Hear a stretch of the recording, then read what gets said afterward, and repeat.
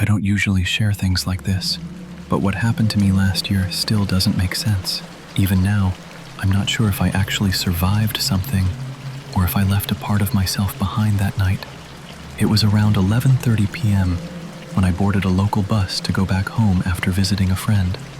It was the last bus on that route, and honestly, I was just relieved I didn't have to spend the night outside. The bus was almost empty, just a few passengers sitting far apart, all quiet, all minding their own business. The conductor didn't even say anything when I got in. He just looked at me for a second and then turned away. At first, everything felt normal. The engine noise, the occasional streetlight passing by, the slight jerks of the bus.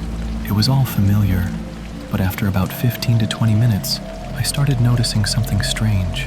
The bus wasn't stopping anywhere, not even at the usual stops. No one was getting on or off, and the road outside, it didn't look like the usual route anymore. I tried checking my phone, but there was no network. That's when I looked around properly.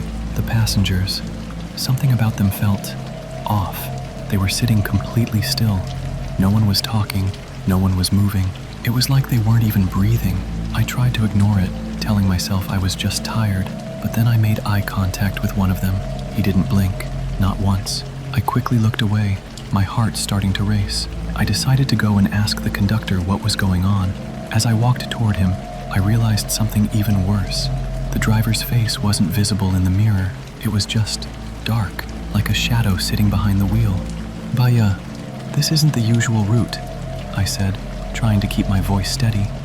The conductor slowly turned his head toward me, and I swear, I wish I had never spoken to him. He smiled, but it wasn't a normal smile. It stretched too wide, unnaturally wide, and then he said in a low voice, "You weren't supposed to get on this bus." At that moment, the bus suddenly stopped. The doors opened on their own. Outside, there was nothing. No road, no buildings, no lights, just darkness, endless darkness. I turned back to look at the passengers, and this time, all of them were staring at me, every single one. That's when panic took over. I ran toward the door and jumped out without thinking. I don't even remember hitting the ground. When I opened my eyes, I was lying on the side of a highway. A truck driver was shaking me, asking if I was okay. He said he found me unconscious near the road, miles away from the nearest bus stop. I asked him if he saw a bus. He looked confused and said, "There's no bus route here at night." I never told anyone the full story, but sometimes, when I'm traveling late at night, I see a bus passing by, empty, or at least, it looks empty, because just before it disappears into the dark, I always feel like someone inside is watching me, waiting for me to get on again. I'm just going to tell this the way I remember it. This started a few months ago. Nothing dramatic at first. I would just wake up in the middle of the night for no real reason. No noise, no nightmare, just awake. At first, I didn't think much of it. It happens sometimes, right? But after a few nights, I noticed something I still can't really explain. Every time I woke up like that, I had this very specific feeling. Not fear exactly, more like awareness, like I wasn't alone in the room. It didn't feel like someone breaking in or anything like that. It felt closer, like whatever it was had already been there for a while, and I never opened my eyes. I don't even know why. It just felt wrong to look, like if I did, something would happen that I wouldn't be able to undo. So I would just lie there, completely still, pretending I was asleep. The strange part is, it didn't feel aggressive. It didn't feel like it wanted to hurt me. It just felt present, like it was observing me. For the first few nights, nothing really happened. I'd eventually fall back asleep, and in the morning, everything felt completely normal. I even started to convince myself it was just my imagination. But then, one night, something changed. I woke up the same way as always. Same silence, same feeling in the room. But this time, I heard something. It wasn't footsteps. It wasn't breathing. It sounded like fabric moving, very slowly, very close. And it was coming from right next to my bed. I remember my whole body going tense, but I didn't move. I didn't even breathe properly. The sound stopped. And for a moment, I thought maybe that was it. Maybe whatever it was had gone. But then I felt it. Not touching me. Not exactly. Just extremely close. Close enough that I knew something was there, right beside my face. And I had this thought. Clear, sudden, almost like it wasn't even mine. Don't open your eyes. So I didn't. I stayed completely still. I don't even know for how long. Eventually, I must have fallen asleep again. The next morning, everything felt normal. Almost too normal. I told myself I was just half dreaming, that it didn't really happen. But the next night, it came back. Same feeling, but closer. And again, that same thought. Don't look. At some point, I heard something right next to my ear. Not words exactly, more like someone trying to whisper, but not forming anything clear. And what scared me wasn't the sound itself. It was the feeling that whatever it was checking if I was awake, like it was waiting for a reaction. I didn't give it one. I stayed still until it stopped. After that, nothing happened for a couple of weeks. Completely normal nights. No waking up, no strange feeling. I honestly thought it was over. But last night, it came back again. Same way, same silence. But this time, it felt different. It didn't feel like it was just standing there anymore. It felt like it was leaning closer, like it was right next to me. For a second, I almost opened my eyes. I don't know why.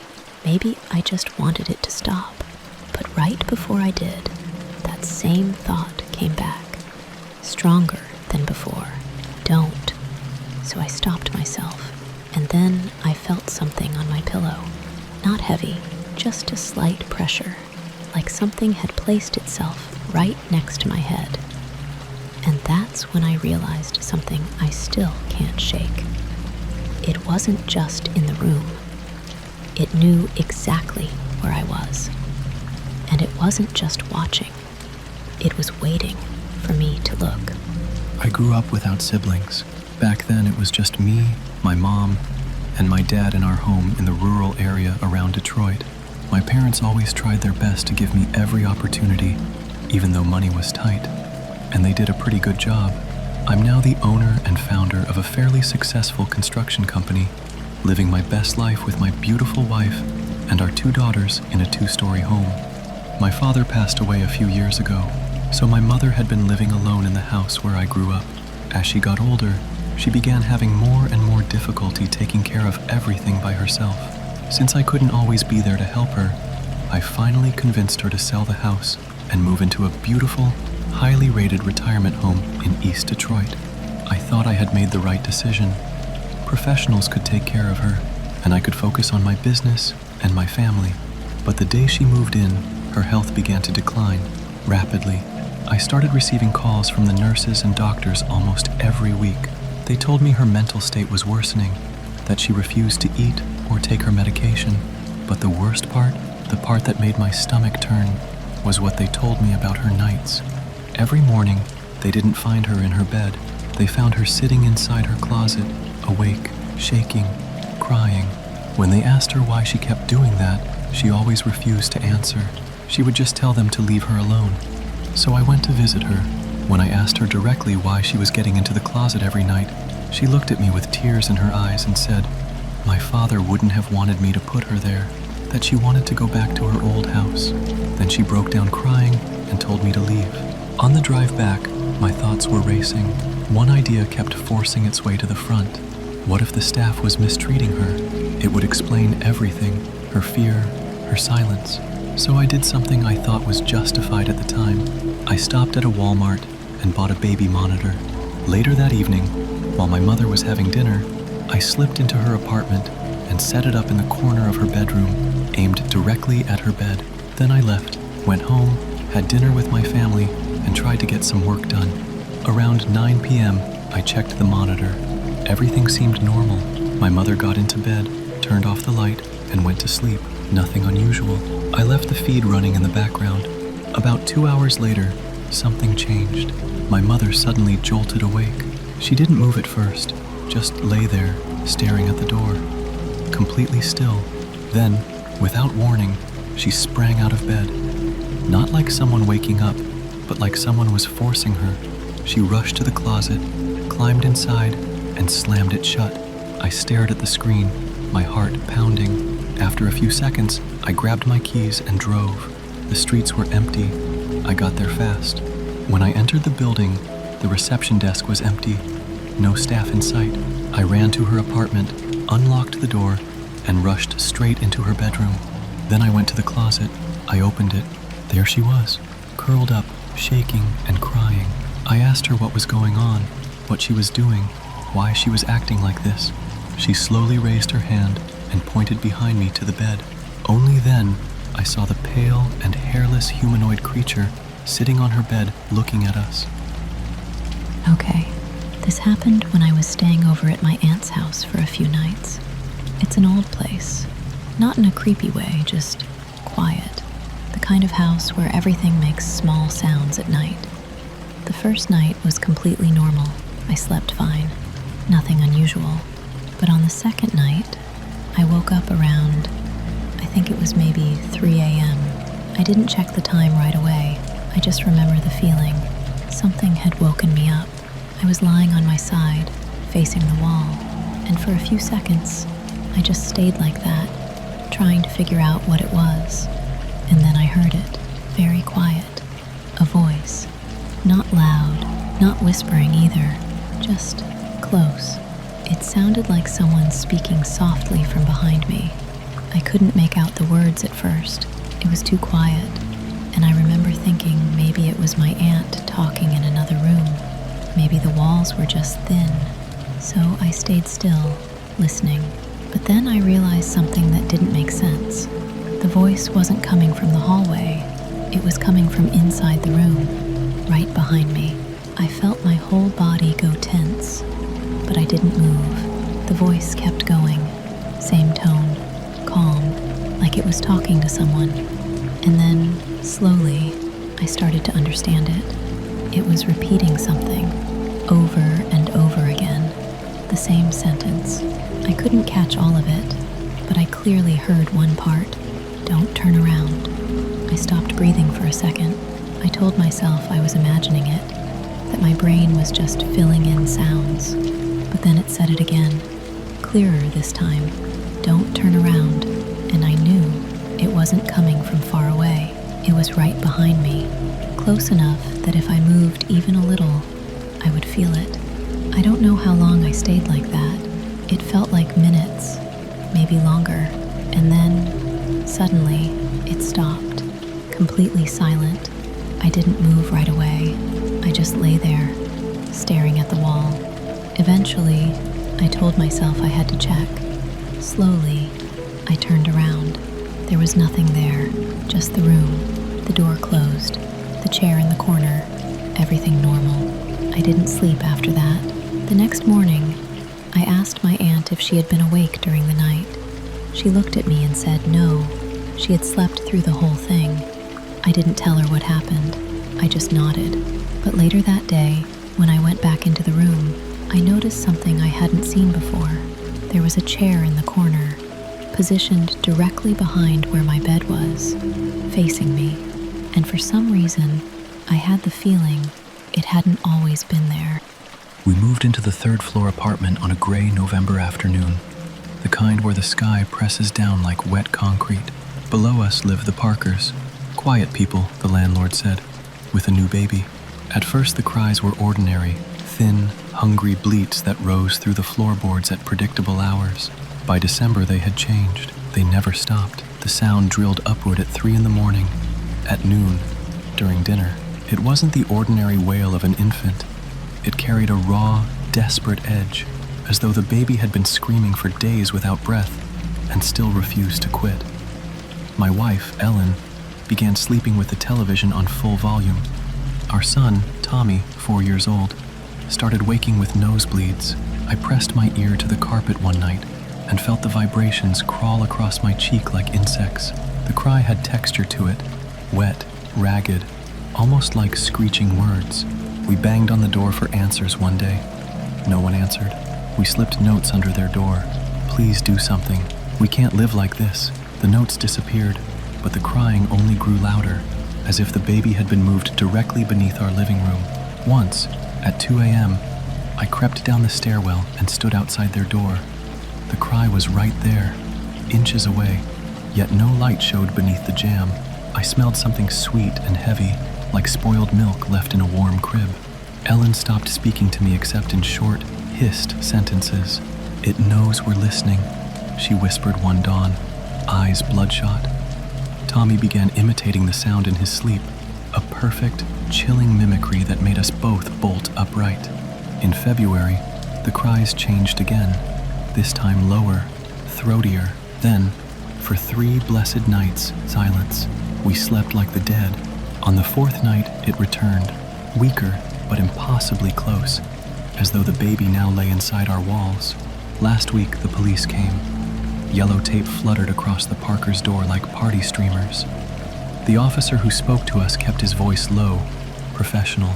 The baby had died in October due to malnutrition and dehydration. The Parkers had kept the tiny corpse in the crib for 4 months. They dressed it, rocked it, whispered lullabies while it slowly came apart. They never called anyone. They simply refused to let it be dead. I stared at the officer, throat dry, but we heard it crying every night, even after it died. He looked away. Downstairs, one of the Parkers, Mrs. Parker, wrists cuffed, lifted her head as they led her past the stairwell. Her eyes were 2 sunken holes. She smiled with cracked lips. "I heard it too," she said. "My wife Amelia and I met in high school. She was the popular, bubbly girl that everybody loved, and I was lucky to have anyone even give me a second glance. I honestly don't know how the hell I pulled it off, but after a chance encounter in the library, we became inseparable. Fast forward 4 years and we were married, ready to take on anything the world could throw at us together. At least, that's what the plan was. Ami was at the ripe old age of 24 when she began to experience severe headaches and frequent nosebleeds. When we got the news, I felt as though we had both been given the 8-month prognosis. I'll never forget the tears and sobbing, the cries of anguish that resounded through the doctor's office. That had all been from me.